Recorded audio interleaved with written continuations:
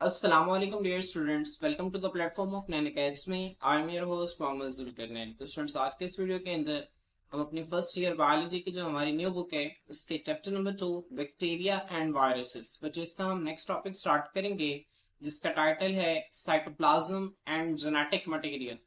अब बच्चों, ये जो कॉन्सेप्ट है साइटोप्लाज्म और जेनेटिक मटेरियल का, ये आप लोगों के लिए बिल्कुल भी नया नहीं है, क्योंकि हम इसको चैप्टर नंबर 3 के अंदर डिटेल से स्टडी कर चुके हैं। बच्चों, साइटोप्लाज्म क्या होता है आपको पता है कि फर्स्ट पहले अगर हम एक एनिमल का सेल ले लें, ठीक है, तो ये एनिमल सेल में सबसे बाहर क्या आउटर मोस्ट बाउंड्री कौन सी होती है? सेल मेम्ब्रेन की सेल वॉल। ठीक है, शाबाश, सेल मेम्ब्रेन होती है। एनिमल सेल के अंदर सेल वॉल मौजूद नहीं होती। ठीक है, तो एनिमल सेल में आउटर मोस्ट बाउंड्री क्या है? सेल मेम्ब्रेन है। अब जो सेंटर में न्यूक्लियस पड़ा होता है, तो न्यूक्लियस की जो दीवार है वो न्यूक्लियर मेम्ब्रेन या फिर न्यूक्लियर इन्वेलप है। तो बच्चों यहां से लेकर यहां तक, ठीक है, सेल मेम्ब्रेन से लेकर न्यूक्लियर इन्वेलप या न्यूक्लियर मेम्ब्रेन तक का ये जो फासला है बच्चों, इसको हम साइटोप्लाज्म कहते हैं। और जेनेटिक मटेरियल बच्चों क्या होता है? हम चैप्टर नंबर 3 के अंदर पढ़ के आए कि हमारे पास जो न्यूक्लियस है बच्चों, न्यूक्लियस के अंदर एक मॉलिक्यूल जिसका नाम है डीएनए, एक बायो मॉलिक्यूल है, डीऑक्सीराइबो न्यूक्लिक एसिड।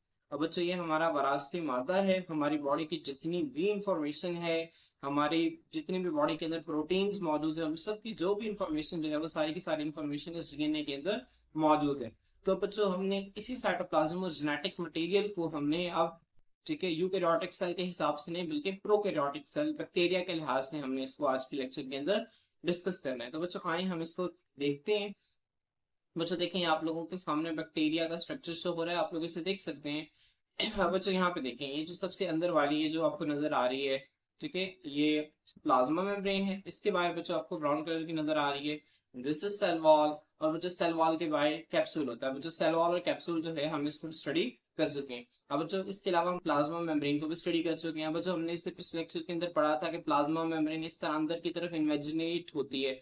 वो जो इन्वेजिनेट किस तरह से होती है? वो ट्यूब्यूल्स की शक्ल में होती है, वो वेसिकल्स की शक्ल में हो सकती है, वो लैमिला की शक्ल में हो सकती है। और बच्चों अंदर की तरफ इन्वेजिनेट होकर जो स्ट्रक्चर बनाती है उनको हम क्या कहते हैं? मीजोजोम्स कहते हैं। अब बच्चों ये जो मीजोजोम्स हैं ये कहाँ पे पड़े हुए हैं? ये भी तो साइटोप्लाज्म के अंदर ही पड़े हुए हैं ना। ये देखें यहाँ से लेकर अब यहाँ पे न्यूक्लियस तो है नहीं। तो बच्चों यहाँ पे जो प्रोमिनेंट न्यूक्लियस नहीं है, तो प्लाज्मा मेम्ब्रेन और सेल मेम्ब्रेन के अंदर जो कुछ भी पड़ा हुआ है ये सारे का सारा क्या है? ये सारे का सारा बच्चों साइटोप्लाज्म है। ठीक है, तो अब देखें ये जो मीजोजोम्स हैं ये भी तो इसी साइटोप्लाज्म के अंदर पड़े हुए हैं। इसके अलावा देखें साइटोप्लाज्म के अंदर और क्या पड़ा हुआ है, ये देखें आपको छोटे छोटे से दानेदार स्ट्रक्चर्स नजर आ रहे हैं, ये राइबोसोम्स हैं। और बच्चों ये राइबोसोम्स जो हैं ये साइटोप्लाज्म के अंदर पड़े हुए हैं। अब बच्चों बैक्टीरियल राइबोसोम्स के हवाले से मैंने आपको चैप्टर नंबर 3 के अंदर चीजें बताई थी कि जो बैक्टीरियल राइबोसोम्स हैं इनका साइज जो है वो छोटा होता है। इनका साइज कितना होता है? 70s होता है। कितना होता है बच्चों? 70s इनका साइज होता है। ठीक है, तो आपने इसको ध्यान रखना है। जबकि यूकैरियोटिक राइबोसोम का साइज कितना होता था? 80s होता था। बच्चों इसमें एस क्या है? एस हम स्वेडबर्ग एक यूनिट है, ठीक है, जो कि अल्ट्रा सेंट्रीफ्यूगेशन के अंदर इस्तेमाल होते हैं। बच्चों अगर आप इसकी डिटेल देखना चाहते हैं तो आप चैप्टर नंबर 3 में राइबोसोम्स का लेक्चर सुन सकते हैं। वहां पे मैंने ये स्वेडबर्ग क्या होता है और इसका क्या मतलब है, 70s का 80s का क्या मतलब है, ठीक है बच्चों, इसकी मैंने डिटेल जो है वहां पे प्रोवाइड की हुई है। ठीक है, आप चैप्टर नंबर 3 का जो राइबोसोम्स वाला लेक्चर है आप उसको सुन सकते हैं। इसके अलावा बच्चों यहाँ पे देखें, आपको नजर आ रहा है इसके सेंटर में एक डीएनए का मॉलिक्यूल पड़ा हुआ है जिसे हम न्यूक्लियोइड कहते हैं। क्या कहते हैं बच्चों? न्यूक्लियोइड कहते हैं। बच्चों ध्यान में रखने, आपने कभी भी ये स्टेटमेंट नहीं देनी कि प्रोकैरियोटिक सेल के अंदर न्यूक्लियस मौजूद नहीं होता। ठीक है, ये स्टेटमेंट गलत हो जाएगी। आपने कहना है कोई प्रोमिनेंट न्यूक्लियस मौजूद नहीं होता। मतलब इससे देखें, हमारे यूकैरियोटिक सेल के अगर आप न्यूक्लियस देखें ना, तो उसका न्यूक्लियस प्रोमिनेंट इस वजह से होता है क्योंकि उसके बाहर न्यूक्लियर मेम्ब्रेन होती है और उसके अंदर जो है वो डीएनए पड़ा होता है। ठीक है बच्चों, लेकिन इसके अंदर डीएनए तो है लेकिन इसके बाहर कोई मेम्ब्रेन नहीं है। क्या नहीं है बच्चों? कोई मेम्ब्रेन नहीं। इसी वजह से हम कहते हैं कि दिस इज नॉट प्रोमिनेंट, ये प्रोमिनेंट नहीं है। क्यों? क्योंकि इसके बाहर कोई मेम्ब्रेन ही नहीं है। ठीक है, ये हमें ऐसा लगता है जैसे साइटोप्लाज्म के अंदर ही डिस्पर्स हुआ है, साइटोप्लाज्म के अंदर ही बिखरा हुआ है। तो बच्चों ये हमारे पास क्या है? This is nucleoid DNA. और ये जो है ये प्रोमिनेंट नहीं होता, इसी वजह से हम इसे न्यूक्लियस नहीं कहते, क्या कहते हैं? न्यूक्लियोइड कहते हैं। तो आप इसको भी ध्यान में रखना है। इसके अलावा बच्चों यहाँ पे देखिए आपको नजर आ रहा है इस डीएनए के अलावा बैक्टीरिया के अंदर इस तरह से ना, ठीक है, छोटे छोटे से सर्कुलर डीएनए के और मॉलिक्यूल्स होते हैं बच्चों, जिन्हें हम प्लाज्मिड का नाम देते हैं। किसका नाम देते हैं बच्चों? प्लाज्मिड का नाम देते हैं। प्लाज्मिड को भी डिटेल से देखेंगे, प्लाज्मिड्स हमारे पास होते हैं क्या और किस काम आते हैं। तो आपने ध्यान में रखना है कि बैक्टीरिया के साइटोप्लाज्म के अंदर एक तो होता है सेंट्रल डीएनए का मॉलिक्यूल, ठीक है, एक long circular double stranded DNA molecule होता है जिसको हम न्यूक्लियोइड कहते हैं। हम इसकी डिटेल आगे देखेंगे। इसके अलावा बच्चों ये जो सेंट्रल वाला न्यूक्लियोइड है ना, इसके अलावा जो है वो जो डीएनए है ना उसके इस तरह से, ठीक है, गोल, ये स्मॉल सर्कुलर डीएनए के मॉलिक्यूल्स होते हैं जिनको हम किसका नाम देते हैं, प्लाज्मिड्स का नाम देते हैं। क्लियर। और बच्चे इसके अलावा आपको पता है कि बैक्टीरिया के अंदर एक फ्लैजेला होता है, आप लोग इसे देख सकते हैं, जो कि उसे मूवमेंट में मदद करता है। हम इसको इंशाल्लाह फ्लैजेला को भी आगे देखेंगे। तो बच्चों अभी तक हमने सेल वॉल को डिटेल से स्टडी किया है, इससे पिछले लेक्चर के अंदर कैप्सूल हमारा हो गया, प्लाज्मा मेम्ब्रेन हो गई। आज के लेक्चर के अंदर हम न्यूक्लियोइड को स्टडी करेंगे, राइबोसोम को स्टडी करेंगे, और बच्चों हम प्लाज्मिड को स्टडी करेंगे। इसके अलावा हम साइटोप्लाज्म को भी स्टडी करेंगे। इसके अलावा जो पिलस, ठीक है, और हमारे पास जो फ्लैजेलम है बच्चों, इंशाल्लाह इसको नेक्स्ट लेक्चर्स के अंदर हम देखेंगे। तो बच्चों आए बैक्टीरियल साइटोप्लाज्म को हम देखते हैं। बच्चों यहाँ पे देखिए, साइटोप्लाज्म कंटेन्स डिसॉल्व्ड सब्सटेंसेस। बच्चों डिसॉल्व सब्सटेंसेस का क्या मतलब होता है, हलशुदा अशिया जो हैं साइटोप्लाज्म के अंदर मौजूद होती हैं। अब जाहिर सी बात है, एक बैक्टीरियल सेल है। अब बैक्टीरियल सेल के अंदर बच्चों बहुत सारे मॉलिक्यूल्स जो हैं इसके साइटोप्लाज्म में डिसॉल्व हुए हैं। ठीक है, जाहिर सी बात है, इसका जो साइटोप्लाज्म है वो भी बच्चों क्या होता है, ठीक है, वो भी सेमी विस्कस सेमी ट्रांसपेरेंट जो है, उसके साइटोप्लाज्म की नेचर भी होती है जिस तरह के यूकैरियोटिक साइटोप्लाज्म होता था। तो बच्चों इसके अंदर बहुत सारे मॉलिक्यूल्स जो हैं वो डिसॉल्व हुए होते हैं। एंड लार्ज स्ट्रक्चर्स, और बच्चों इसके अंदर बड़े बड़े स्ट्रक्चर्स भी मौजूद होते हैं, जैसे कि न्यूक्लियोइड, राइबोसोम्स एंड मेसोसोम्स। बच्चों अब ये सारी चीजें मैंने आपको पहले बता दी कि साइटोप्लाज्म के अंदर न्यूक्लियोइड पड़ा हुआ है, राइबोसोम्स और मेसोसोम्स पड़े हुए हैं। ठीक है। अब बच्चों एक और इम्पॉर्टेंट बात, जो बैक्टीरियल साइटोप्लाज्म है ये यूकैरियोटिक साइटोप्लाज्म से किस तरह से मुख्तलिफ है कि इट लैक्स साइटोस्केलेटन। बच्चों इसके अंदर साइटोस्केलेटन नहीं होता, एंड मेम्ब्रेन बाउंडेड ऑर्गेनेलिस, और मेम्ब्रेन से लिपटी हुई ऑर्गेनेलिस भी इसके अंदर मौजूद नहीं होती। अब ये बहुत इंपॉर्टेंट है दो बातें कि इसके अंदर साइटोस्केलेटन नहीं होता। बच्चों साइटोस्केलेटन क्या होता था, ये सेल का स्केलेटन था जो कि सेल को सपोर्ट, प्रोटेक्शन और मूवमेंट प्रोवाइड करता था। अब बच्चों इसमें तीन चीजें आती थी, माइक्रोट्यूब्यूल्स, माइक्रोफिलामेंट्स और इंटरमीडिएट फिलामेंट्स। ये भी हम चैप्टर नंबर 3 के अंदर जो है तफसील से स्टडी कर चुके हैं। इसमें बच्चों साइटोस्केलेटन भी नहीं होता, और मेम्ब्रेन से लिपटी हुई ऑर्गेनेलिस जैसे कि गोल्गी एपरेटस हो गया, एंडोप्लाज्मिक रेटिकुलम हो गया, वैक्यूल्स हो गए, तो बच्चों ये भी इसके अंदर जो है मौजूद नहीं होता। बल्कि हमने चैप्टर नंबर 3 के अंदर पढ़ा था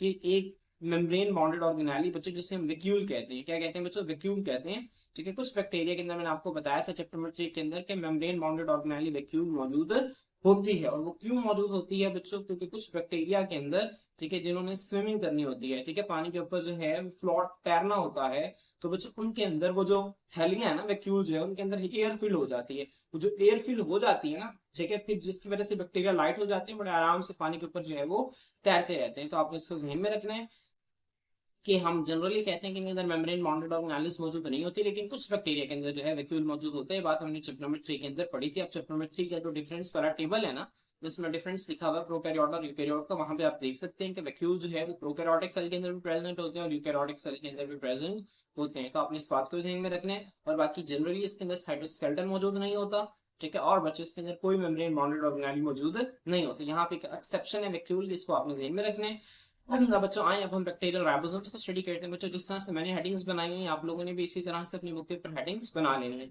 अब बच्चों बैक्टीरियल राइबोसोम्स जो हैं बहुत आसान है।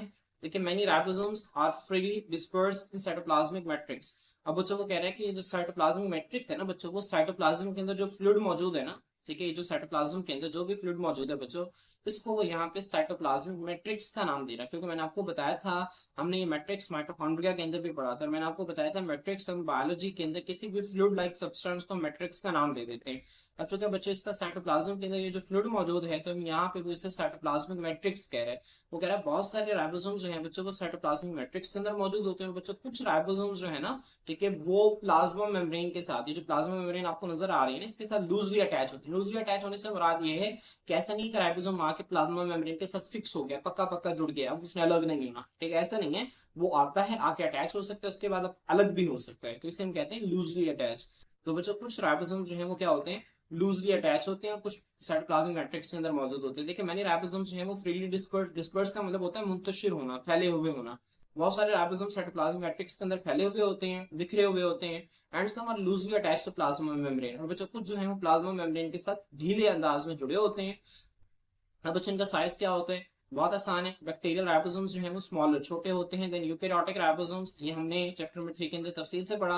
अब बच्चों ईच राइबोसोम सेडिमेंट, सेडिमेंट्स का मतलब होता है नीचे बैठना, ठीक है, सेडिमेंट्स का क्या मतलब होता है, नीचे बैठना एट 70s, ठीक है। बहुत ये जो यूकैरियोटिक राइबोसोम्स थे ना बच्चों, को कितने 80s पे नीचे बैठते थे, ठीक है, और ये कितने साइज पर सेडिमेंट करते हैं, 70s पर। अब बच्चों ये है क्या, एस का मतलब क्या है, यहाँ पे सेडिमेंट का मतलब क्या है, मैं दोबारा आपको रिकमेंड करूंगा कि आप लोग लाजमी जो है वो राइबोसोम्स वाला लेक्चर सुन लें, ताकि आप लोगों को इसकी क्लियरेंस जो है हो जाए। बाकी मैं आपको थोड़ा सा बता देता हूँ। मेरे हम बच्चे इसमें सेंट्रीफ्यूगेशन की टेक्निक इस्तेमाल करते हैं, जिसमें हम ट्यूब लेके उसको हाई स्पीड पे घुमाते हैं। बस आपको पता है कि जब हम चीजों को बहुत तेज से घुमाते हैं तो उसमें जो वजनी चीजें होती है ना वो नीचे बैठ जाती हैं, और जो हल्की चीजें होती हैं वो ऊपर आ जाती हैं। तो अब बच्चों उसमें जो नीचे बैठने की जो स्पीड होती है ना उसको हम स्वेडबर्ग से मेजर करते हैं।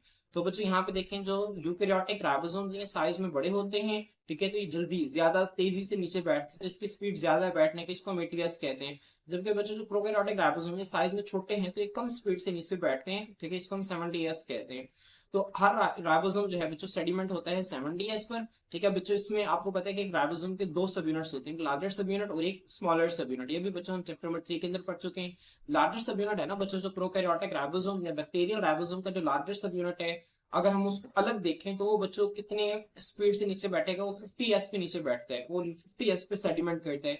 जबकि जो स्मॉलर सब यूनिट है बच्चों वो 30s पे नीचे बैठता है। तो मैं अगेन रिकमेंड करूंगा कि आप राइबोसोम्स वाला लेक्चर लाजमी सुन लीजिएगा, ताकि आपको सेडिमेंटेशन की समझ आ जाए और स्वेडबर्ग की समझ आ जाए। क्लियर?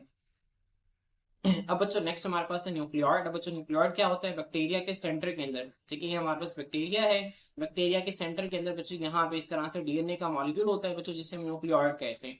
तो देखिए यहाँ पे near the centre of cytoplasm, cytoplasm के तकरीबन सेंटर में there is an irregular, irregular का मतलब होता है बच्चों बेतरतीब, उसकी कोई खास शक्ल नहीं होती, ठीक है, इर्रेगुलर बेतरतीब शक्ल का एक डेंस, डेंस का मतलब होता है, ठीक है, आपस में इकट्ठे होना, ठीक है, डेंस कहते हैं सख्त को।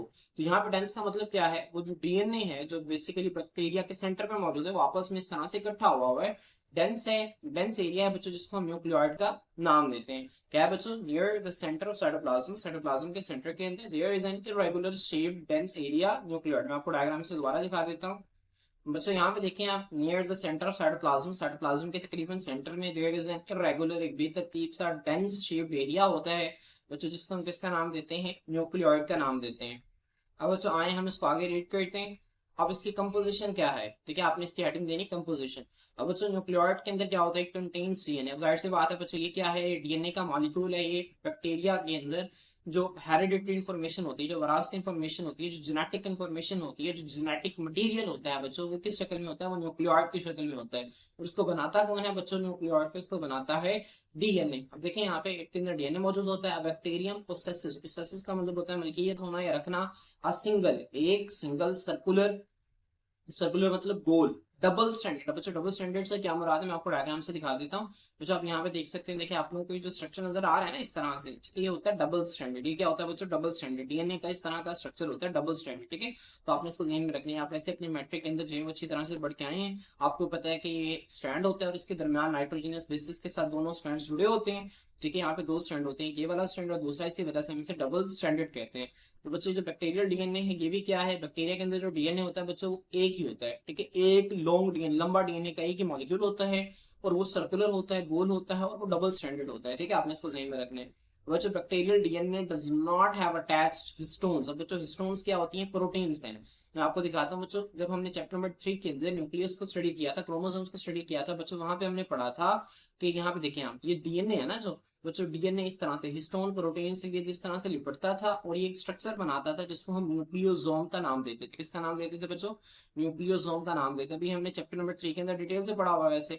अब बच्चों इसके अंदर ये जो हिस्टोन प्रोटीन्स है ना, ये इसके अंदर मौजूद नहीं होती। तो आपने इसको भी ध्यान में रखना है कि अगर वो आपसे पूछ ले कि भाई बैक्टीरियल डीएनए, बैक्टीरियल क्रोमोसोम में और यूकैरियोटिक क्रोमोसोम में क्या फर्क होता है, तो आप लोग बता सकें कि जो यूकैरियोटिक क्रोमोसोम है उसके अंदर हिस्टोन प्रोटीन्स मौजूद होती हैं, उसके अंदर जो डीएनए है, जो डबल स्टैंडर्ड डीएनए है, ये हिस्टोन प्रोटीन्स के इर्द लिपट के न्यूक्लियोसोम्स बनाता है। जबकि प्रोकैरियोटिक डीएनए के अंदर जो है वो किसी भी किस्म की कोई हिस्टोन प्रोटीन्स मौजूद नहीं होती। तो बच्चों आपने इसको ध्यान में रखना है कि इसके अंदर बैक्टीरियल डीएनए के पास हिस्टोन प्रोटीन्स मौजूद नहीं होते। अब बच्चों चूंकि मैंने अभी आपको बताया कि जो बैक्टीरिया का न्यूक्लियोइड है बेसिकली ये एक ही डीएनए का मॉलिक्यूल होता है। क्या होता है बच्चों, ये एक ही लंबा डीएनए का मॉलिक्यूल होता है बच्चों, इसी वजह से हम इसे बैक्टीरिया का क्रोमोसोम भी कहते हैं। It is sometimes called the chromosome of bacterium. तो बच्चों जो दरमियान में न्यूक्लियॉइड होता है ना, इसे हम बैक्टीरिया का क्या कहते हैं, ये क्रोमोसोम भी कहते हैं। क्योंकि क्रोमोसोम क्या होता है बच्चों, क्रोमोसोम यही होता है ना, ठीक है। अगर हम यूकैरियोटिक सेल की बात करें तो वहां पे कहते हैं कि अगर डीएनए जो है वो खास शक्ल के अंदर अरेंज हो जाए, ठीक है, देखें इस तरह से अगर डीएनए खास शक्ल के अंदर अरेंज हो जाए तो बच्चों हम इसको क्रोमोसोम का नाम देते हैं। अगर यही डीएनए एक सेल है, एनिमल सेल है, उसके न्यूक्लियस के अंदर यहाँ पे डीएनए बिखरे हुए धागों की शक्ल में पड़ा हुआ है तो हम इसे क्रोमाटिन का नाम देते हैं। जबकि बच्चों अगर ये अरेंज हो जाए तो हम इसे डीएनए को हम क्रोमोसोम का नाम दे देते हैं। लेकिन चूंकि यहाँ पे एक ही डीएनए का मॉलिक्यूल है, ठीक है, और बच्चों वो सिंगल है, वो सर्कुलर है और वो डेंस भी है, ठीक है, अभी हमने ऊपर पढ़ा ना, ठीक है, डेंस शेप्ड एरिया के अंदर, मतलब आपस में इकट्ठा हुआ है। तो बच्चों जिस तरह से अगर यहाँ पे हम देखें ना, यहाँ पे डीएनए आपस में इकट्ठा हुआ है, इस तरह यहाँ पे भी जो बैक्टीरिया है ना, इसमें भी बच्चों डीएनए जो है वो सेंटर में इकट्ठा हुआ है। तो इसी वजह से जो न्यूक्लियोइड है बच्चों, इसको हम समटाइम्स जो है वो क्रोमोसोम और बैक्टीरियम का नाम भी देते हैं। तो स्टूडेंट्स होपफुली आपके न्यूक्लियोइड जो है वो अच्छे तरीके से क्लियर हो गया होगा। तो आपने इसको अच्छी तरह से ध्यान में रखना है, जो जो पॉइंट्स मैंने आपको बताए हैं। अब बच्चों ये आपके सामने फिर मैंने बैक्टीरिया का स्ट्रक्चर शो कर दिए। अब बच्चों अब हम जो है वो प्लाज्मिड्स को स्टडी करेंगे। प्लाज्मिड्स क्या होते हैं बच्चों, आए हम देखते हैं प्लाज्मिड्स क्या होते हैं। बच्चों प्लाज्मिड्स देखें, सम बैक्टीरिया हैव सर्कुलर। अब बच्चों कुछ बैक्टीरिया के अंदर क्या होता है, सर्कुलर मतलब सर्कल की तरह के। डबल स्टैंडर्ड, डबल स्टैंडर्ड मतलब क्या है बच्चों, मैंने भी आपको ऊपर बताया था कि जिस तरह आपको यहाँ पे डायग्राम में नजर आ रहा है ना, इस तरह से, ठीक है, ये डबल स्टैंडर्ड, इस तरह डबल स्टैंडर्ड बच्चों, इस तरह का डबल स्टैंडर्ड डीएनए है ना, वो अगर वो इस तरह से डबल स्टैंडर्ड डीएनए जो है वो इस तरह से बच्चों सर्कल की शक्ल में अरेंज हो जाए, क्या हो जाए, इस तरह से मैं आपको यहाँ पे शो कर रहा हूँ ना बच्चों, ये क्या है, ये डबल स्टैंडर्ड डीएनए का मॉलिक्यूल है और इसने एक सर्कल बना लिया है, ठीक है। तो आपने इस चीज को ध्यान में रखना है, कुछ बैक्टीरिया के अंदर circular double standard extra chromosome. Extra chromosome से क्या मतलब है बच्चों, एक्स्ट्रा का मतलब होता है इजाफी, मतलब क्रोमोसोम है ना जो सेंटर में जो बैक्टीरियल क्रोमोसोम है जिसे हम न्यूक्लियोइड का नाम दे रहे हैं, उसके अलावा उससे इजाफी, ठीक है, गोल डबल स्टैंडर्ड डीएनए का मॉलिक्यूल्स मौजूद होते हैं जिनको हम बच्चों प्लाज्मिड्स का नाम देते हैं, ठीक है। प्लाज्मिड्स क्या होते हैं, कुछ बैक्टीरिया के अंदर सर्कुलर गोल डबल स्टैंडर्ड क्रोमोसोम के अलावा डीएनए के मॉलिक्यूल्स होते हैं जिनको प्लाज्मिड्स का नाम देते हैं। बच्चों इनके फंक्शंस क्या हैं प्लाज्मिड्स के, बहुत इंपॉर्टेंट इनके फंक्शंस हैं आपकी बुक में, कुछ आपकी बुक में थ्योरी के अंदर लिखे हुए हैं और दो फंक्शंस आपकी बुक के अंदर जो बॉक्स बना हुआ है वहां पे लिखे हुए हैं। तो आपने इन दोनों को अच्छी तरह से याद रखने हैं। देखिए दे आर सेल्फ रेप्लिकेटिंग। अब बच्चों जाहिर सी बात है डीएनए के पास एक कैपेबिलिटी होती है, जहां पे भी डीएनए मौजूद होगा ना, ठीक है, उसके पास ये कैपेबिलिटी होती है तो वो रेप्लिकेट कर सकता है। जिस तरह बच्चों माइटोकॉन्ड्रिया और क्लोरोप्लास्ट दोनों के अंदर अपना डीएनए मौजूद था, दोनों ही सेल्फ रेप्लिकेट कर सकते थे। इसी तरह जो कि प्लाज्मिड्स के पास भी डीएनए मौजूद होता है, तो बच्चों दे आर सेल्फ रेप्लिकेटिंग, ये अपनी कॉपीज खुद तैयार करते हैं एंड कैन रेप्लिकेट बिफोर और आफ्टर डिवीजन। अब बच्चों जब एक बैक्टीरिया ने डिवाइड करना होता है, आपको पता है बैक्टीरिया जो है वो बाइंडर फिशन के जरिए डिवाइड करते हैं। बच्चों बैक्टीरिया के अंदर ये जो सेंटर में न्यूक्लियोइड है जिसे हम क्रोमोसोम और बैक्टीरियम भी कहते हैं, इसके अलावा extra chromosome small circular DNA molecules होते हैं जिन्हें हम प्लाज्मिड्स कहते हैं। तो बच्चों जो बैक्टीरिया ने डिवाइड करना है और इसने दो नए बैक्टीरिया बना देने हैं, तो बच्चों डिवीजन से पहले या डिवीजन से बाद में ये जो प्लाज्मिड्स है ना, ठीक है, ये क्या कर सकते हैं, अपने रेप्लिकेट करके अपनी कॉपीज को तैयार कर सकते हैं ताकि कुछ प्लाज्मिड इस बैक्टीरिया में आ जाए, कुछ प्लाज्मिड इस बैक्टीरिया के अंदर चले जाए। अब दोस्तों आपको पता है कि जहां पे डीएनए की बात हम करेंगे वहां पे साथ हम जीन्स की बात भी करते हैं। जीन्स क्या होते हैं बेसिकली, ठीक है, जीन हम कहते हैं पार्ट ऑफ डीएनए। डीएनए का कुछ छोटा सा हिस्सा है जिसके पास एक खास इंफॉर्मेशन होती है, खास प्रोटीन बनाने की इंफॉर्मेशन होती है, जिसको हम जीन कहते हैं। तो बच्चों ये जो बैक्टीरियल प्लाज्मिड्स है ना, जो बैक्टीरिया के अंदर मौजूद होते हैं, ये डीएनए है। अब बच्चों इनके पास खास किस्म के जीन्स होते हैं। जीन्स मतलब खास किस्म के डीएनए का पोर्शन है, ठीक है, जिसके पास स्पेसिफिक इन्फॉर्मेशन होती है। अब बच्चों प्रोटीन्स बनाने की क्या होती है, स्पेसिफिक इन्फॉर्मेशन होती है। देखिए दे कंटेन जीन्स, इनके पास जीन्स होते हैं दैट अनेबल, जो कि इन्हें इस काबिल बनाती हैं बैक्टीरिया को फॉर रेजिस्टेंस। रेजिस्टेंस का मतलब होता है बच्चों मुजाहमत अगेंस्ट अनफेवरेबल कंडीशन, जैसे कि एंटीबायोटिक्स। अब बच्चों बैक्टीरिया के लिए ना दो तरह की कंडीशन होती है, एक होती है फेवरेबल कंडीशन और एक होती है अनफेवरेबल कंडीशन। अनफेवरेबल कंडीशन से मुराद ये ऐसी कंडीशन जो कि बैक्टीरिया के लिए साजगार नहीं है, जो कि बैक्टीरिया के लिए मुनासिब नहीं, ऐसी कंडीशंस को हम अनफेवरेबल कंडीशंस कहते हैं, जिसमें बैक्टीरिया जो है बहुत अच्छी ग्रोथ नहीं करते। तो बच्चों मिसाल के तौर पर जैसे वो यहाँ पे कह रहा है कि यहाँ एंटीबायोटिक्स। अब एंटीबायोटिक्स क्या होते हैं, मैंने आपको बताया था, ऐसी दवाइयां होती हैं जो कि बैक्टीरिया को मारने के लिए हम इस्तेमाल करते हैं। मैंने आपको इससे एग्जांपल भी दी थी, जैसे कि आम इस्तेमाल करते हैं, अमोक्सिल का कैप्सूल हो गया, ये एंटीबायोटिक। इसके अलावा बच्चों हम क्या करते हैं, अगमेंटिन यूज करते हैं, ठीक है, ये बहुत ही दो कॉमन हम एंटीबायोटिक्स का इस्तेमाल करते हैं। तो बच्चों एंटीबायोटिक्स हैं, मैंने आपको इसकी मिसालें भी दी थी। बच्चों हर एंटीबायोटिक जो है वो बैक्टीरिया को मारने के लिए खास रास्ता इख्तियार करती है। मिसाल के तौर पर बच्चों ये बैक्टीरिया है और मैं आपको एग्जांपल देता हूं कि ग्राम नेगेटिव बैक्टीरिया। आपको पता है कि ग्राम नेगेटिव बैक्टीरिया के सेल वॉल के अंदर बच्चों क्या होते हैं, पोरिन्स, ठीक है, प्रोटीन्स होते हैं जिन्हें हम पोरिन्स कहते हैं। अब बच्चों फर्ज करें कि एक एंटीबायोटिक जो है वो इस पोरिन के जरिए अंदर दाखिल हो रही है और बच्चों वो बैक्टीरिया को मार रही है। अब बच्चों ये क्या करेंगे, इसके अंदर प्लाज्मिड मौजूद है ना बच्चों, ये प्लाज्मिड क्या करेगा बच्चों, ये प्लाज्मिड कुछ ऐसी प्रोटीन्स बनाएगा जो कि उस दवाई को इसके अंदर दाखिल ही नहीं होने देंगे, बल्कि इसको दवाई को क्या कर देंगे, सेल से बाहर निकाल देंगे। समझ आ रही? तो बच्चों जब वो दवाई दाखिल नहीं होगी तो बैक्टीरिया क्या मरेंगे? नहीं मरेंगे। तो हम कहेंगे कि बैक्टीरिया ने रेजिस्टेंस, मुजाहमत इख्तियार कर ली है उस दवाई के खिलाफ। मेरे बात समझ में आ रही? अब बच्चों हो सकता है कि वो स्पोरेंस को ही बंद कर दें, उन सुरागों को ही बंद कर दें। जब सुराग ही बंद हो जाएंगे तो वो दवाई कैसे दाखिल होगी बैक्टीरिया के अंदर? तो हम इस केस में भी कहेंगे कि बैक्टीरिया ने मुजाहमत तैयार कर ली है। तो बच्चों जो रेजिस्टेंस है ना दवाइयों के खिलाफ, एंटीबायोटिक्स के खिलाफ, जो है ये सब कुछ प्लाज्मिड्स की मरहून मिन्नत है। प्लाज्मिड्स के अंदर जीन्स होते हैं जो कि बैक्टीरिया को अनफेवरेबल कंडीशन में सर्वाइव करने के काबिल बनाते हैं। बच्चों इसके अलावा जो प्लाज्मिड्स हैं इनको हम जेनेटिक इंजीनियरिंग के अंदर इस्तेमाल करते हैं। बच्चों जेनेटिक इंजीनियरिंग क्या होती है, ये हमने मैट्रिक के अंदर इसको स्टडी किया है, जिसमें हम जीन्स को रिपेयर करते हैं, उनको मॉडिफाई करते हैं, उनमें एडिशन करते हैं, उनमें सब्सट्रैक्शन करते हैं, इसको हम जेनेटिक इंजीनियरिंग कहते हैं। अब जो प्लाज्मिड्स हैं जेनेटिक इंजीनियरिंग के अंदर एक इंपॉर्टेंट वेक्टर्स के तौर पर इस्तेमाल होते हैं। बच्चों वेक्टर्स क्या होते हैं, देखिए मैंने आप लोगों के लिए वेक्टर की डेफिनेशन लिखी हुई, आप लोग इसे बुक के ऊपर लिख रहे हैं। ठीक है, वेक्टर क्या होता है बच्चों, वेक्टर एक डीएनए का मॉलिक्यूल है used to carry a foreign gene into a host cell. बच्चों बाहर वाली जीन है ना उसको होस्ट सेल के अंदर ले जाने के लिए इस्तेमाल होता है। बच्चों वैसे तो वेक्टर का कॉन्सेप्ट आप मैट्रिक के अंदर भी पढ़ सकते हैं, कि मैं दोबारा बता देता हूँ। बच्चों फर्ज करें कि ये ह्यूमन सेल है, ह्यूमन सेल के अंदर फर्ज करें कि ये न्यूक्लियस है, न्यूक्लियस के अंदर जो है वो डीएनए पड़ा हुआ है।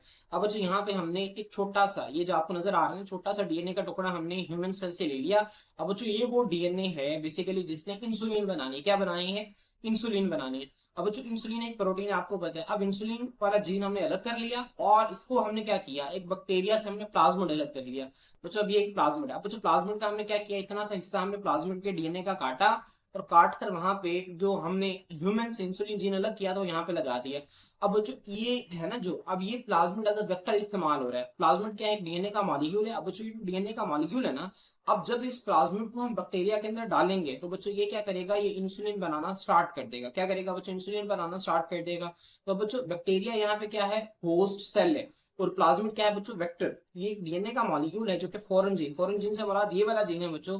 इसको एक होस्ट सेल के अंदर ले जाने के लिए इस्तेमाल होता है, तो इसे हम वेक्टर कहते हैं।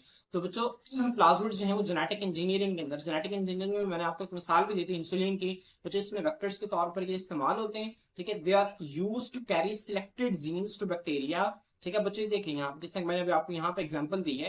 अब ये देखें हमने एक जीन को सिलेक्ट किया ह्यूमन से, और सिलेक्ट करने के बाद ठीक है हमने उसे प्लाज्मिड में डाला, और प्लाज्मिड ने क्या किया, उस जीन को कैरी किया। ठीक है, उस जीन को लेकर गया उस सेल के अंदर। तो बच्चों अब ये क्या करते हैं, used to carry selected genes to bacteria. अब बच्चों जो जीन्स का हम इंतखाब करते हैं ना, उनको ये बैक्टीरिया के अंदर क्या करते हैं, कैरी करने के लिए इस्तेमाल होते हैं, फॉर क्लोनिंग, क्लोनिंग के लिए, और for the synthesis of specific protein. बच्चों सिंथेसिस ऑफ स्पेसिफिक प्रोटीन्स क्या है, जैसे कि इंसुलिन की प्रोडक्शन के लिए, ये तो बात मैंने आपको बता दिया। बच्चों क्लोनिंग क्या होता है, क्लोनिंग में हम क्या करते हैं बच्चों, हम एक छोटा सा सेल लेते हैं। ठीक है, एक सेल लेकर बच्चों हम उससे एक नया जानदार डेवलप करवाते हैं, इस अमल को हम कहते हैं क्लोनिंग। तो बच्चों क्लोनिंग के लिए और खास किस्म की प्रोटीन्स बनाने के लिए हम प्लाज्मिड्स को क्या कहते हैं बच्चों, इस्तेमाल करते हैं। तो होपफुली बच्चों आपको यहाँ तक जो है वो चीजें क्लियर हो गई होंगी। तो बच्चों आपने वेक्टर की डेफिनेशन को अच्छी तरह से लिख लेना है, और ये वेक्टर की सिग्निफिकेंस आप लोग इसे याद कर लें या ना करें, आप इसको एक मिनट रीड कर लें बस। ठीक है, इतनी कोई इंपॉर्टेंट नहीं है, आपने सिर्फ वेक्टर की डेफिनेशन याद रखनी है। बच्चों आज के लिए इतना ही, इंशाल्लाह नेक्स्ट वीडियो के अंदर हम नेक्स्ट टॉपिक के साथ आपकी खिदमत में हाजिर होते हैं। आज के लिए इतना ही, अल्लाह हाफिज।